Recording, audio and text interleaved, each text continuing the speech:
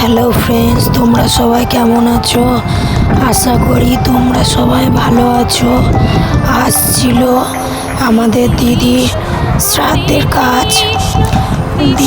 দিদির এখানে শ্রাদ্ধের কাজ অনুষ্ঠান শুরু হয়ে গেছে।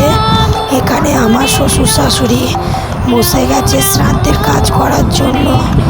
আমার পিসিমারাও সবাই এখানে আছে।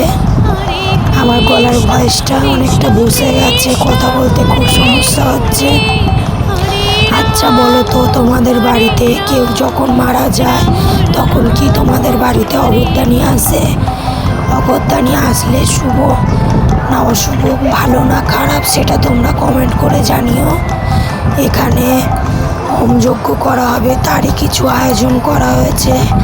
এখানে যেহেতু লোকজন খাবে তার জন্য রান্না বান্না করে নেওয়া হচ্ছে এবং গীতা পাঠ হচ্ছে।